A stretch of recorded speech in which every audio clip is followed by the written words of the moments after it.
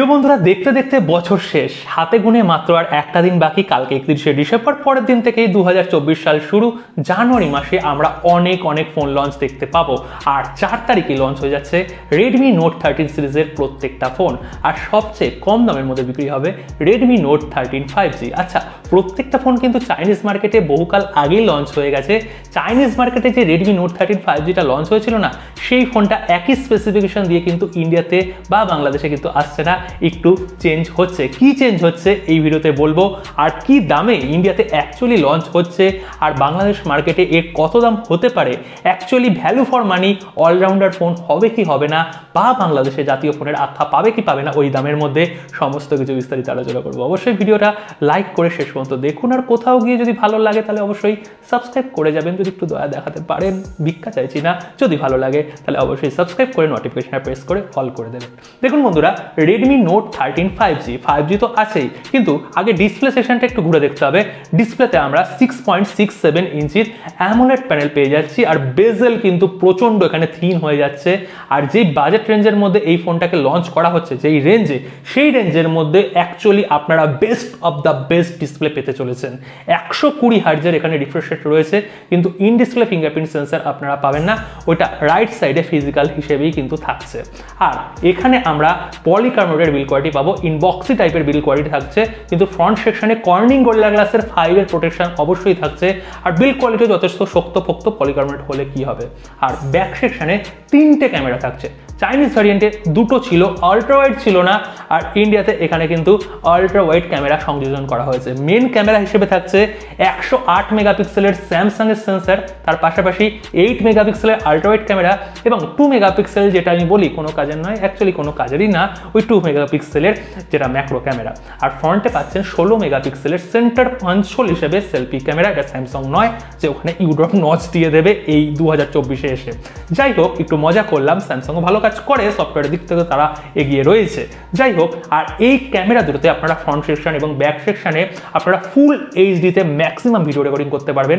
4K এর কোনো support নেই, কেননা প্রসেসর নিজেই 4K ভিডিও রেকর্ডিং করতে পারে না। এখানে আপনারা মিডিয়াটেক ডায়মেনসিটির 6080 প্রসেসর পাচ্ছেন। 6nm বেসড আর্কিটেকচারে এই প্রসেসরটা গঠিত, এবং এর অন্তত 10 এর স্কোর হচ্ছে 4,30,000-25,000-এর কাছাকাছি। খুব একটা বেশি নয়, যদি স্ন্যাপড্রাগনের সঙ্গে তুলনা করেন। 695 যে প্রসেসরটা রয়েছে তার কিন্তু আন্তর্জাতিক স্কোর 4,35,000-এর কাছাকাছি, মানে ওই রকম একই টাইপের কিন্তু আপনারা প্রসেসর পাচ্ছেন। এবার বাকিটা বুঝে নিন, যারা 695 ইউজ করেছেন বা আপনাদের আইডিয়া আছেন, ওরম টাইপেরই কিন্তু প্রসেসর হচ্ছে। আর এখানে আমরা ডুয়েল স্টিরিও স্পিকার পাচ্ছি। চাইনিজ মার্কেটে কিন্তু সিঙ্গেল মনো স্পিকার তারা দিয়েছিল, ইন্ডিয়াতে এবং বাংলাদেশে গেলে কিন্তু ডুয়েল স্টিরিও স্পিকারের সাপোর্ট আপনারা পেয়ে যাবেন। এছাড়াও IR ব্লাস্টার থাকবে, 3.5mm অডিও জ্যাক থাকবে, টাইপ সি পোর্ট থাকবে, এছাড়াও 5000 mAh এর ব্যাটারি, এবং ইনবক্স চার্জার অবশ্যই থাকবে। 33 ওয়াটের ফাস্ট চার্জার, যেটা পুরো মিন্ট আছে এই রেঞ্জের মধ্যে, একটা ঠিকঠাক চার্জার কিন্তু দিচ্ছে। সফটওয়্যার সেকশনও এখানে কিন্তু চেঞ্জ হচ্ছে। কি চেঞ্জ হচ্ছে দেখুন, এখানে অ্যান্ড্রয়েড 13 এর সাথে আপনারা MIUI 14 বা HyperOS ইনবক্স পেয়ে যেতে পারেন। HyperOS এর চান্স বেশি আছে, অথবা MIUI 14ও কিন্তু দিতে পারে পরবর্তী সময়। HyperOS অ্যান্ড্রয়েড 14 এর সাথে ওরা কিন্তু আপডেটটা দিয়ে দেবে। আমার মনে হয় পরবর্তী সময় ওরা আপডেটটা দেবে, কেননা HyperOSটা অ্যান্ড্রয়েড 14 এর সাথে আসবে। কিন্তু শোনা যাচ্ছে, একটা লিক, একটা গন্ধ আসছে, এখানে রেডমি কোম্পানি 3টে মেজর অ্যান্ড্রয়েডের আপডেট দিতে চলেছে। মানে আপনারা অ্যান্ড্রয়েড 14, 15, 16 এই 3টে আপডেট পেয়ে যাবেন, প্লাস 1 ইয়ার সিকিউরিটি আপডেট, মানে 3+1 4 ইয়ার পর্যন্ত আপডেট থাকছে। কেননা আপনারা জানেন গুগল পিক্সেল কিন্তু আপডেটের রেঞ্জটা অনেকটা বাড়িয়ে দিয়েছে, সেই 6 বছর 7 বছর কাছাকাছি এখানে কিন্তু গুগল পিক্সেল 8 সিরিজের ফোনগুলোতে আপডেট আসছে। আর স্যামসাংয়ের কথা তো বলাই আমি ছেড়ে দিলাম, কেননা স্যামসাংয়ের M series, A series minimum 4 বছরের নিচে কোনো আপডেটের সিনই নেই।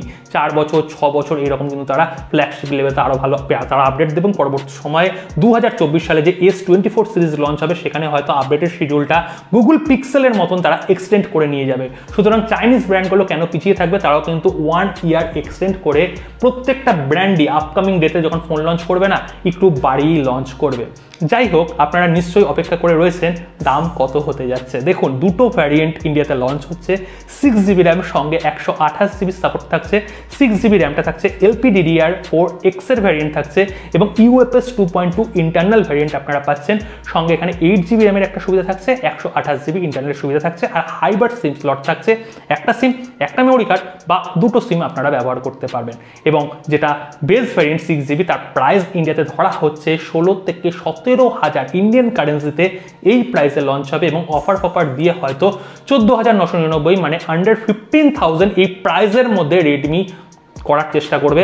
দামটা খুবই এখানে বেশি মেজর ফ্যাক্টর হয়ে যাবে, কেননা অনেক কিন্তু মার্কেটে কম্পিটিশন রয়েছে। এমন নয় যে 6080 যে প্রসেসরটা, এটা খুবই পাওয়ারফুল প্রসেসর, একদমই ভাববেন না 15,000-এর মধ্যে এর থেকে ভালো পাওয়ারফুল প্রসেসর পেয়ে যাবেন, কিন্তু এই রকম ডিসপ্লে হয়তো অনেক ফোনের মধ্যে পাবেন না।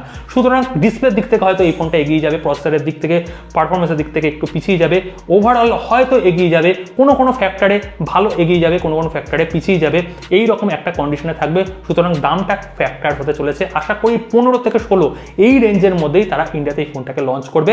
অ্যাজ ওয়েল বাংলাদেশ মার্কেটে আনঅফিসিয়ালি আপনারা কিন্তু 20 থেকে 21,000-এর মধ্যে পেয়ে যাবেন এবং অফিসিয়ালি দামটা হয়তো 24-25-25-এর মধ্যেই থাকবে এবং প্রো প্লাস পরবর্তী সময় ওগুলোর দাম কিন্তু আরও 5 থেকে 6,000 টাকা ইনক্রিজ হয়ে আসবে। আমি পরবর্তী সময় প্রো এবং প্রো প্লাস নিয়ে ফাইনাল একটা ভিডিও দেবো, আর এই ভিডিওতে আপনাদের রেডমি নোট 13 5G পুরোপুরি তথ্য দিয়ে দিচ্ছি। এরপরেও যদি কোনো কনফিউশন থেকে থাকে এই ফোনটা সংক্রান্ত, অবশ্যই কমেন্ট করে জানাবেন এবং অপেক্ষা করে যান যারা ফোন কিনবেন। এই সিরিজের ফোনের পাশাপাশি রিয়েলমির ফোন লঞ্চ হবে, অনেক ফোন কিন্তু এই জানুয়ারি মাসে 2024-এ আপনারা লঞ্চ দেখতে পাবেন।